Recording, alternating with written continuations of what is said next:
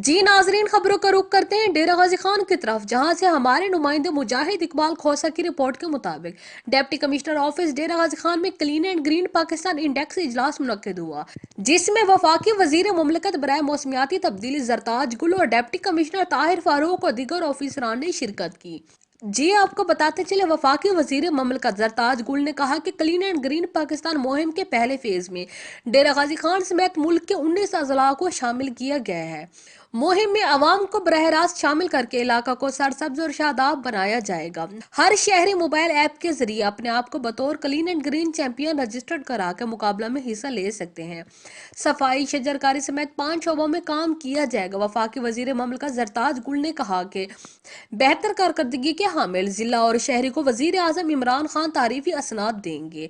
वजीर आजम और वजीर आला के विजन सरसब्ज शादाब पाकिस्तान को अवाम के साथ मिलकर कामयाब कराएंगे।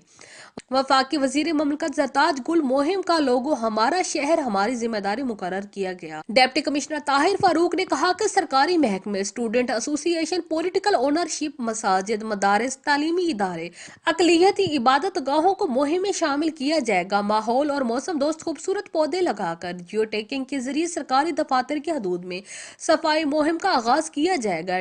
डीसी डीजी खान मुस्बत मुहिम चलाकर अवाम के रवैयों में तब्दीली लाई जाएगी।